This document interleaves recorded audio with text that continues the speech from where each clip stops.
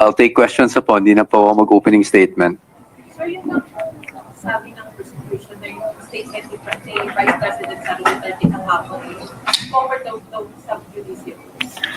Siguro that's up to the court to decide po. Hindi na po ako magko-comment ukol dyan. The Vice President has stated what she felt and whether it's covered by sub judice or not, kaparehas ng mga komento rin ng both prosecution and defense. Yan po ay nasa impeachment court na po to decide.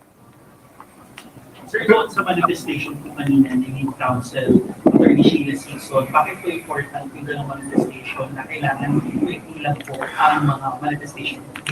Well, na-explain naman ni lead prosecutor Luistro din po yung kanilang side. So we have to respect that. Pero on the part of the defense, ayaw lang po natin yung mga ganyang manifestation because if there are conclusions in law and conclusions of facts rather, ang nangyari kasi nakukondition yung publiko, no? Hindi naman, lalo na pag technical yung mga nangyari, syempre gusto nating may paliwanag sa publiko, pero pag sa ganung paraan, ang pakiramdam po kasi ng defense ay nagkakaroon ng summation ng kaso at dahil doon ay kinokondisyon natin, no, yung publiko at yung mga senator judges kung ano ba talaga yung ina-advocate natin at gusto lang natin maging patas tayo.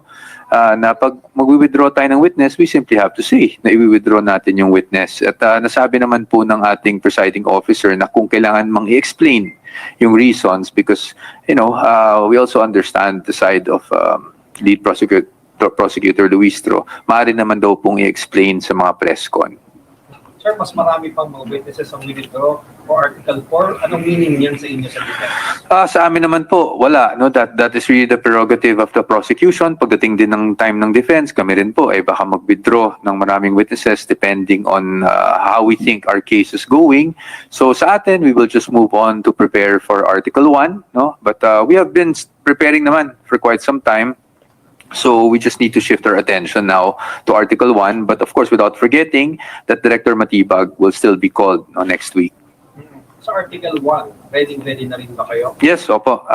Lahat naman ng articles, sabi ko nga noon, pagdating sa defense, syempre, hindi natin may iwasan na may mag-anchor for the day, etc. May assigned to do things. Pero lahat kami, no, we were conditioned and our disposition is that each and every lawyer in the defense team should be able to argue and to cross-examine and to stand, no, for the defense on any given day and for any given witness. Sir, nasa horizon ba na papatawag din sa Article 1 si Attorney Zulaika Lopez? Sa ngayon, wala pa po kaming na pag-uusapan na ganyan dahil nga yung depensa po kasi matagal pa eh. Nandun pa kami sa dulo, no? As far as the prosecution is concerned, I cannot speak for them, but only for the defense, napag-usapan na nga kanina at na-clarify na nga, nauunahin munang matapos yung presentation for all articles ng prosecution, tsaka magiging panahon naman ng defense para mag-present ang aming tinatawag na evidence in chief. Attorney, may interview kanina si dating NBI Director Jimmy Santiago. Opo. Sinasabi niya na tungkol dun sa assassin, ang findings nila sa kanilang investigation may kakayahan dahil may pera at may resources ang Vice President to hire an assassin. In reaction po? Well, that's his opinion, but that has to be proven. That has to be proven actually in this impeachment proceeding. So, sir, pasensya na po kayo. I really, it's very difficult for us counsels also. We want to answer your questions because we have our opinions and we have our comments, but we just can't do so because of the sub judice rule. Sir, without violating Rule 18, sir, can you expound more on the due process argument earlier? Yung nasyado, kasi limited na po kami. Why would, pagsasabina po ng bank records would violate the due process? Okay, because unang-una sa lahat, balik ko lang sa nabanggit ko kanina sa oral arguments. No? Pagdating sa pag-issue ng subpoena, you have to look at two things. No? You have to, first is definiteness. Ibig sabihin nun, kailangan particularly described kung ano yung gusto mong i-subpoena.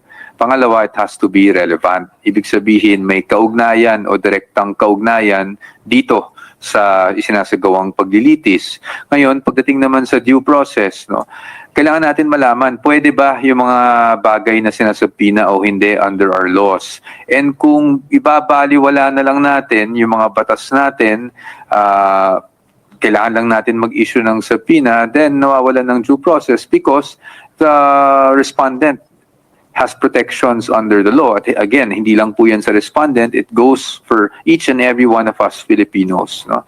At basic naman po yan at sinabi rin po sa Supreme Court decision na aking kinote kanina, that the due process requirement applies, no, in every stage of the proceeding. Ibig sabihin nun, magmula sa pag-file ng impeachment complaint sa House, hanggang dumating ng Committee on Justice, hanggang dumating dito sa paglilitis sa Senado, dapat nire-respeto and na-observe yung due process, no, para naman sa kapakanan ng respondent.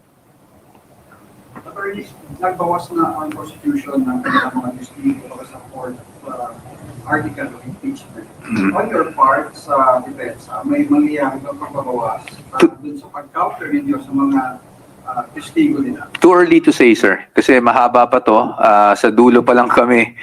Actually, di ba, mauuna muna ang prosecution. So right now, I don't want to give any definite statement because it's really, really too early to say. No, it's too early. Sir, comment lang po ba sa possession ng prosecution na in the Corona case kasi pinayagan yung mga documents that predates his term as Chief Justice, and one of your key arguments in the case also on the aspect of predating yung position ni Vice President before siya ma-elect in 2020. Comment lang po. I guess, again, I don't want to get into the merits. I'll just say what I stated. No, I'll refer you to my part of the oral arguments. The Corona impeachment trial was done way before the decision of the Supreme Court in Duterte versus HOR. And anong presumption dyan? That when the Supreme Court decided the decision penned by none other than Senior Associate Justice Marvic Leonin, they were cognizant and they were fully aware of what happened in the Corona trial. And that's why, there are guidelines that are enumerated under the Supreme Court decision. And again, I will refer you to that. You can go ahead and read the decision and you will see the guidelines there. Ang prosecution goes keep on saying, ito naman ay political, hindi ito masyadong technical and legal, kaya dapat manood tayo sa anumang hihilingin nila para maibigay po yung side naman na gusto nilang ipaabot sa taong bayan. Ang kaluwagan po ba, ibig sabihin po niyan, ay hindi babaliwala na natin lahat ng batas ng Pilipinas? Hindi naman po siguro tama yan. Sir, additional comment na. Ang reply ulit ng House kasi doon sa House of Representatives, Duterte versus House of Representatives case, ay overtake ko na. I've already said my piece on that. No? So I think you should refer to it because obviously we disagree that it is obiter. Definitely, in fact, dalawang beses pa nga ni-reiterate yung guidelines Started from if you read the decision, the first 2 pages of the decision na may summation doon ng guidelines, and then doon sa last portion, inulit-ulit yung guidelines. So, I think that is something for the court to consider na, no? But obviously, as I said, I respect Congressman Diokno. I have the utmost respect for him, to be honest, no? So he has his position, I have my position, meaning the prosecution has their position, the defense has its position, so it's up to the court. Sir, wala kang binabasa doon sa oral arguments? Opo. Nag-impromptu ka? Ano ba yun? Kabisado mo ba sa... I think it's personal preference. Nahihirapan po kasi ako pag nagbabasa ako because it's distracting for me. So, talaga naman pong kahit noon ganun po talaga ako. No? Hindi ako nagbabasa. At sa regular courts, hindi rin po talaga ako nagbabasa.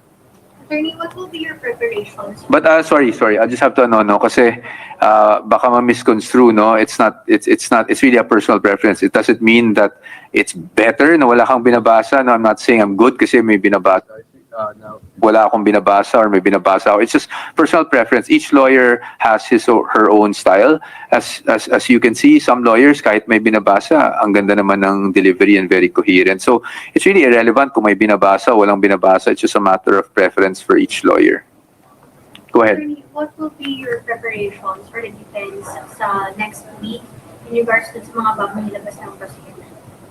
Well, right now, as I said, we're just shifting gears because I think after Director Matibag, we will proceed with Article 1. So now, of course, we're focusing on Article 1. Although we're prepared for it, syempre, as the trial goes, parating naman may fine-tuning yan here and there. So that's what we'll be focusing on. What are your hopes for the upcoming decision on Monday? on the motion of prosecution to subpoena? Siyempre po, kung ano man yung naging posisyon natin, sana we were able to justify it. We were able to show that, you know, the issue on relevance, we discussed the issue on relevance, we discussed the issues on the various laws that prohibit certain disclosures. But whatever happens, you know, we'll take it as it is, and we always submit ourselves to the wisdom of the court. And then also, kung hindi man natin magustuhan, there are always going to be legal remedies available. Kabilang sa legal remedy.